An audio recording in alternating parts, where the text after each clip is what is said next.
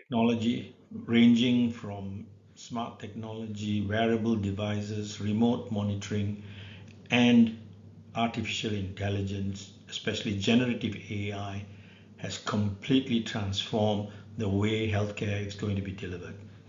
And the elderly are now becoming aware of these technology and how they can be used to empower their lives, make it more meaningful and safe, and enjoy their golden years. My name is Vaikuntan Rajaratnam. I'm a hand surgeon, I'm a medical educator, an instructional designer, and an AI activist practicing in Singapore. We presented this piece of work at the Malaysian Healthy Aging Conference recently in Sabah, and I've provided this awareness to quite a few of the public. And so the public, especially the elderly, are aware of these technology. And there are various mediums in which it's being propagated. And you, as primary care physicians, must be aware of what they know, and you yourself must be aware of the available technology and how it can impact the elderly. And so we hope that this lecture would bring about an awareness and understanding of the potential and the risk of the various technological appliances and devices and platforms that are available for the elderly. We hope this will be useful. So why bother with healthy aging? Well, it has been known that one of the features of a wellness and a life that is meaningful is to spend the golden years enjoying the various experiences and knowledge and skills being obtained by the elderly and being able to enjoy those years without illness, without the incapacity and disability of diseases. And one of the important findings in the literature has been that continuous learning and lifelong learning can delay cognitive decline. So, lifelong learning should be part and parcel of the strategies for healthy aging. The next is creating social well being through the various engaging activities have shown to improve well being and quality of life among the elderly. And the use of the various types of framework, especially the ikigai for holistic well-being, has again been shown to be very promising and useful for healthy living in the golden years. Physical activities, we're all very familiar with how it is important to improve the longevity and quality of life. And Ikigai aids in the resilience in aging people to adapt to age-related materials in terms of effects on the body. So what is Ikigai? It is a phenomena that came out of Okinawa when it was first community to be given a blue zone where there were more than 1,000 people above the age of 100. And Singapore became the sixth blue zone in the world last year, where there are more than 1,000 people above 100 years old. So basically, one of the factors they found in their studies were that these people had a passion. They did things with a passion, activities they were involved with, and things that they were good at, that means their profession, and things that were meaningful to society, and things in which they could get paid for. So I practice Ikigai in my own personal life in the sense that I'm not elderly, but I am not young. Uh, I am continue to do what I love, which is to practice my surgical craft, to teach, to educate, to do research, and all this is being done, which I'm reasonably good at, and I'm being paid. And these things that I do are needed by society. So I'm in that sweet spot of the four domains of Ikigai, and that probably keeps me in a state of wellness and mental well-being. Smart technology. Technologies that are smart uses the various sensors to provide uh, various responses. So they're helpful digital companions like the wearable device, your smartwatch, and these are all very useful. They're intelligent gadgets and apps that help to monitor your health, monitor your well-being, and various productivity suites that are available for scheduling, reminders, communication, very helpful in keeping us informed, keeping us connected. And what these smart technology do is they enhance, they protect, and they entertain the individual. This is not just for the elderly, but for everybody. What are we hoping to gain from this lecture? Not because you're elderly, but you're going to treat the elderly. And some of you may be in the elderly. Definition of elderly for me is anybody who's 10 years older than I am. So I never reach a stage of elderly. However, my promise is that listening to today's talks and taking back some of the important feedback that you can get from this talk would be that it is going to make your and your patient's life more fun, safe, and be super connected to be productive to society. If you look at one of the important aspects is technology, there are barriers to the elderly. So technology use among seniors are growing from 50% to about 77%. Again, this is dependent upon area and in terms of online activity, broadband use, and in the use of various devices and platforms. So this is the data for Singapore when you compare 2020 to 2022. We don't have the data for 2023 yet, but it is going up in terms of use of e-payments, internet search usage, and the use of various Singapore apps. And obviously the elderly are competent and have the ability to use this to make their life much easier. So, what are the barriers to technology adoption by the elderly? This may not be the elderly, and I know some of my colleagues who are my same vintage in the late 60s who have tremendous aversion for technology. So some of it is due to leadership problems where they're not digitally literate, they do not know how to use the devices. And the others could be cognitive function where they find it difficult to cope with some of the various data and responses from these technology. Some obviously have physical impairment in the form of inability to perform actions on devices and even visual impairment. I have a physical impairment of trying to do prolonged work on my smartphone because the keyboards are difficult to manipulate and I've made a few mistakes, booked wrong flights and lost some money. So when it comes to significant important events and like when I was writing my PhD thesis, I don't write it on my smartphone, I do it on a laptop. So that is very important to know that certain things are there. So the areas that we can work on with our elderly population is the cognitive and literacy challenges. So a lot of social enterprises are there. I think government runs and NGOs run programs to make sure that the elderly are technologically competent and ability to use these various devices. So one of the important components where the designers and the manufacturers of technology needs to take into account is to have an inclusive design. So I think there were some smartphones which large fonts to help with the elderly read, but also in terms of color, usage, simplicity. So user interface and user experience is very crucial, and a lot of the tech companies sometimes don't cater, are not inclusive to the elderly's challenges and problems, both physical, cognition, and visual. So it is important to understand how technology, I'm sorry this is a busy slide, but all these slides are available for you to look at. So health monitoring is one of the important applications of these smart technologies for the elderly. From personal emergency response systems with call buttons, emergency buttons, with automatic pill dispensers, health monitoring, wearable devices, telehealth platforms, blood pressure monitoring and apps, blood glucose meters. So the list is immense. So a lot of these now can be compacted into the wearable device, and you must be aware with them, and you must engage with your patients to see how you could help use those technologies to help monitor your patients and give them a better experience.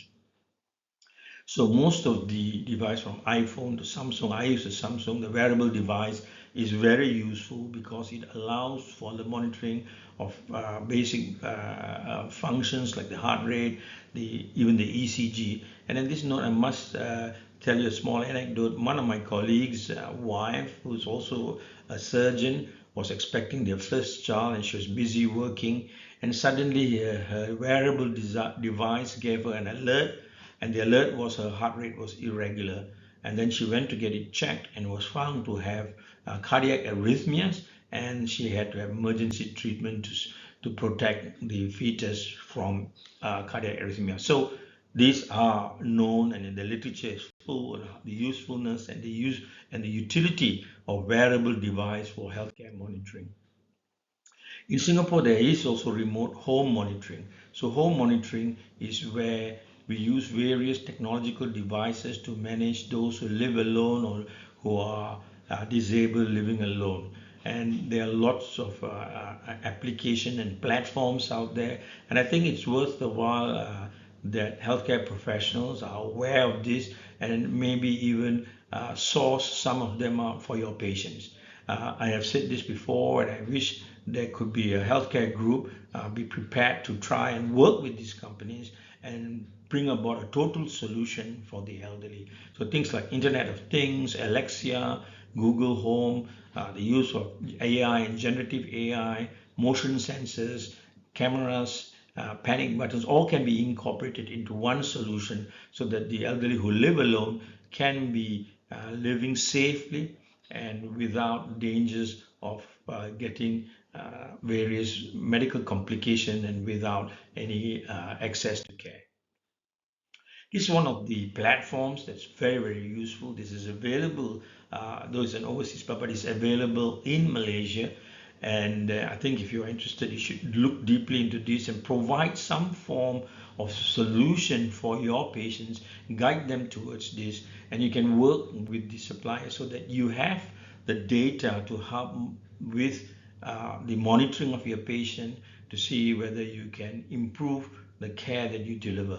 And we have told the patients to start looking for healthcare providers, either individuals or organizations, to help bring these kinds of technology to help with their monitoring, with their fall, whether they can pick up falls at home, they're getting out of bed, getting too long in the bathroom, and things of that can be monitored and can be alerted to the healthcare professional or to the family members. And this is where you work with the family members to be able to be the second line of call. Sometimes if somebody's collapsed, it's a waste of time trying to contact the family without the primary care physician. I think the role of the primary care physician has to be enhanced, and payment is something that you need to work hard with to be enhanced so that you're there as a first line to help your elderly patients. What else does the technology provides is like video communication tools. We are familiar with Zoom. There's so many different platforms that can be used to help us with telemedicine, with telemonitoring. I have provided telemedicine for a colleague in London from Singapore, where the diagnosis was being messed around when it was simple trigger finger, and it helped resolve the issue by just watching how she flexed the finger. Social networking sites are very, very useful to help with engagement and social engagement, especially among the elderly who may feel lonely. And these are things that can be used and enhanced to help them feel less isolated. Online forums and clubs, and this is where I think the old-fashioned elderly clubs and the clan houses and the clubs can move towards online platform. What it does, the social engagement improves the not only cognitive function, but improves the wellness of the individual. They feel happy, especially with the teh tarik section. Going to the coffee shop is not so much to go and have coffee, but is to have the reminiscence, the structured reminiscence of the past, to engage with their friends, and this improves their well-being.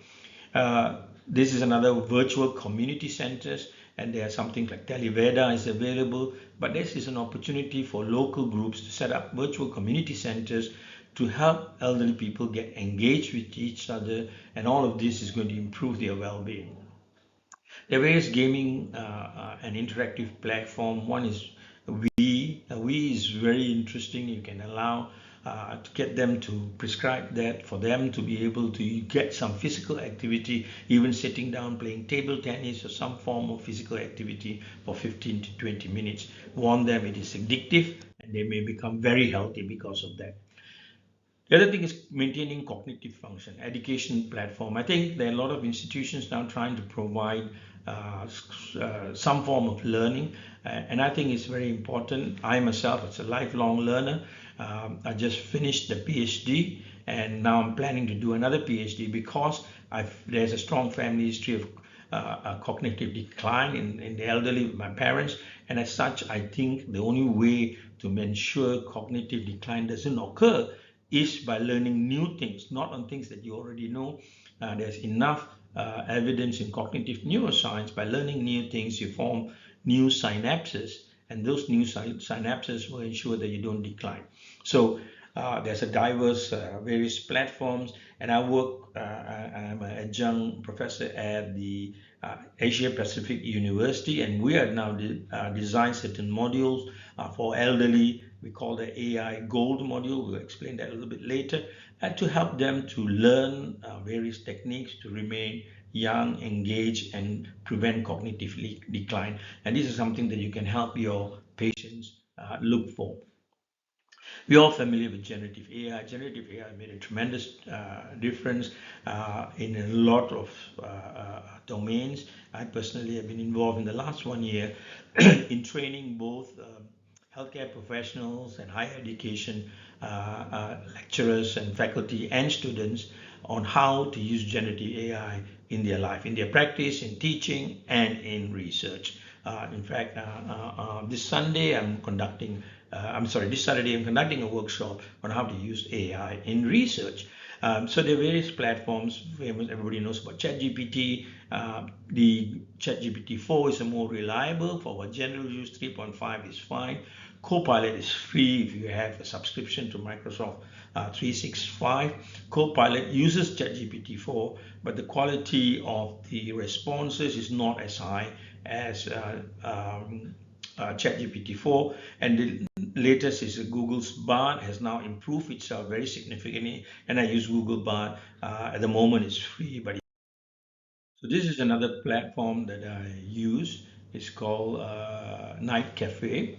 Night Cafe converts text to art.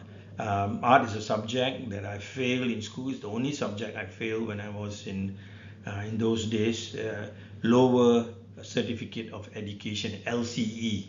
I think some of you don't even remember what it is. It's equivalent to the third year in secondary school, and I failed art.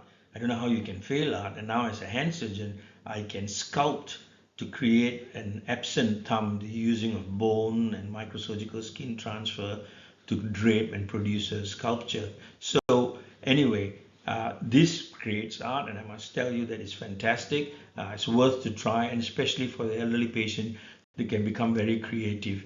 And so here's a piece of art that I created using various prompts. We call those prompts. You put in the text, describe what you want, and here you see a couple of gorillas. The male is giving the female rose, and the female is busy looking at her device.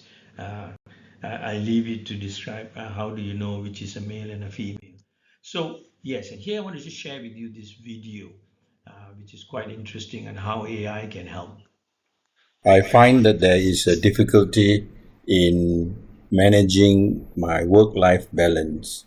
I have a lot of commitments in my work in terms of clinical commitments, but I also have a lot of work in terms of my various educational and research activities.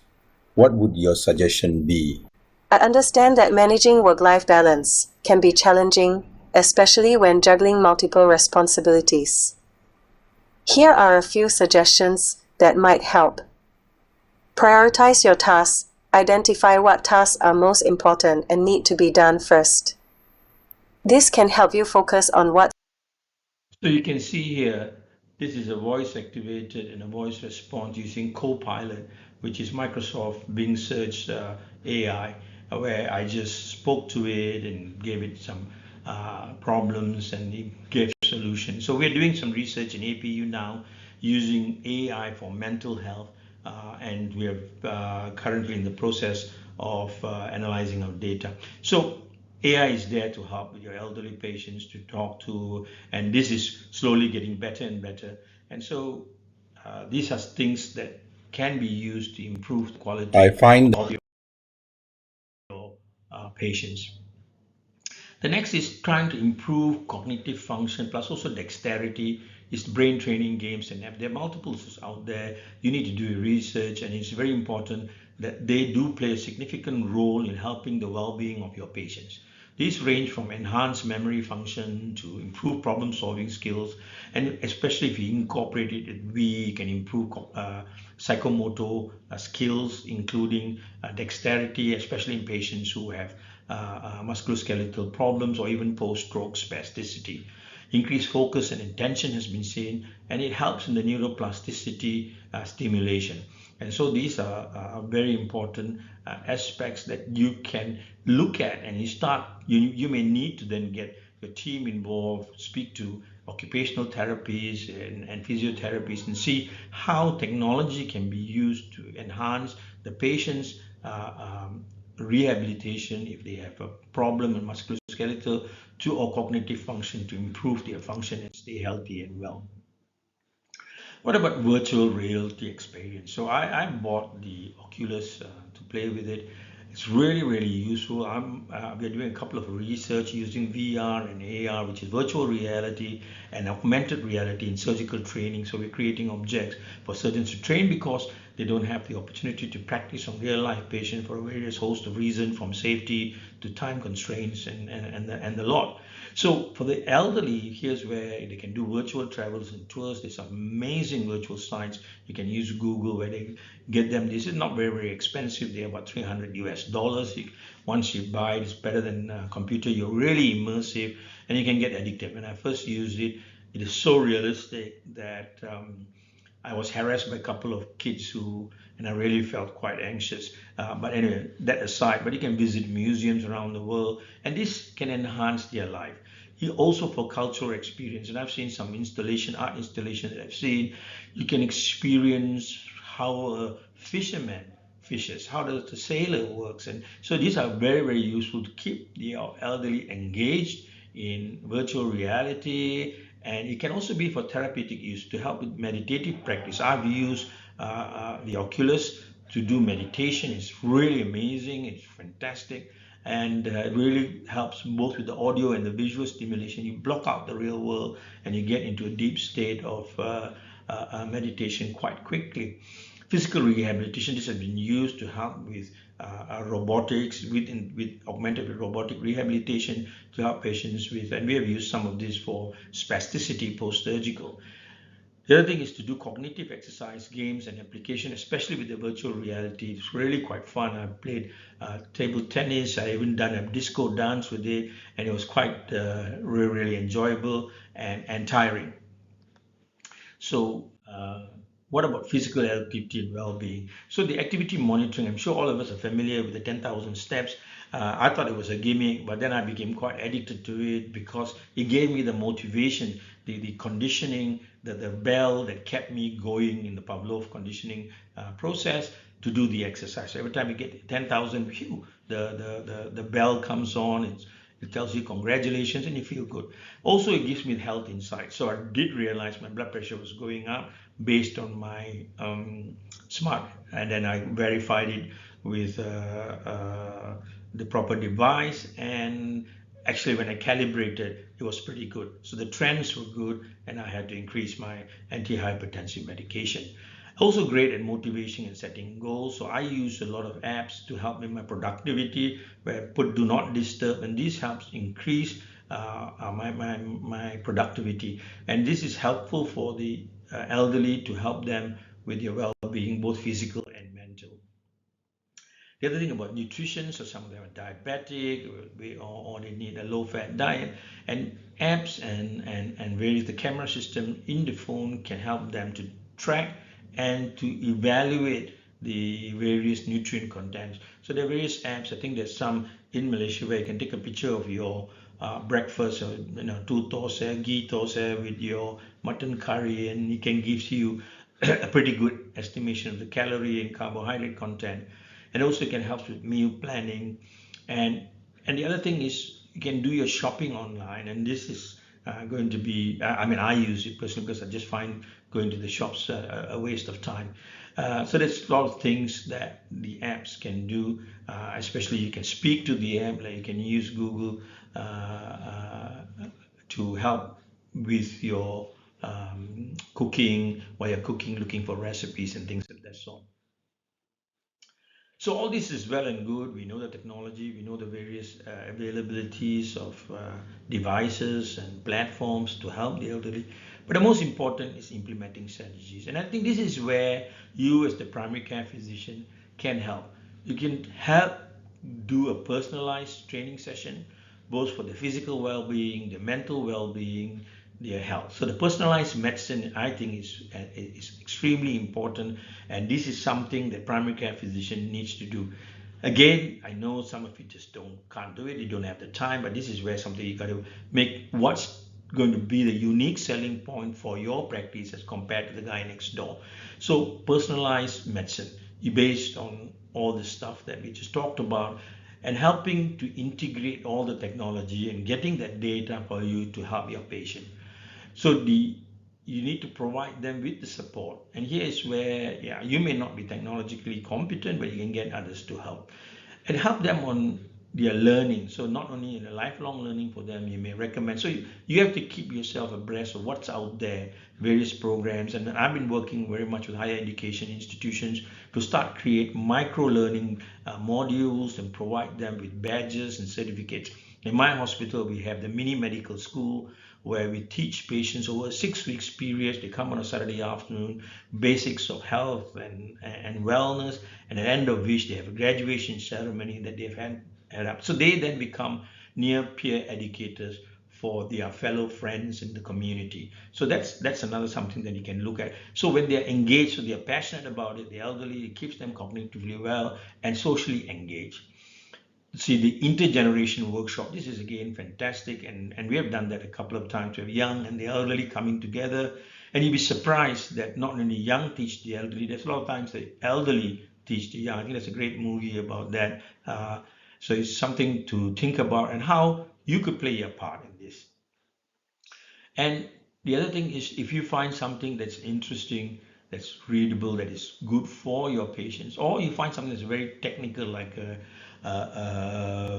paper that talks about something that how technology can help the elderly, you may want to you yourself use AI and create a nice instructional video for the elderly in simplistic language based on a paper, and provide that for your patients. So have a patient education channel on YouTube that again makes your practice a unique practice as compared to the others. And here's where I think something that you can implement for yourself. And I think is look at the various technologies that's out there. Think about how you could integrate that into your practice. And because the patients are going to come to you to look as a partner to help them optimize their aging and to live well. So you need to have an integrated solution. So you may not have everything, but that's where you can help from this lecture. Look at the various available things locally, maybe speak to them, or maybe set up a company and get a customized solution for your patients, and which you can then monetize if you want to. And this will then give you a data-driven insights into your patient's wellness and health, which then can help you to customize your care. And so we're now working on how to train healthcare professionals with the use of technology, and that's what I've been doing. And not only just healthcare professionals, we've also been working with educators, and to date we have trained 2,700 people in Malaysia and Singapore, in Dubai, and in Africa. So we train people how to use especially generative AI in their daily lives. So with this sort of system that you can be proactive and develop with your patients, you can then use very innovative treatment programs that suits your patients, are very bespoke.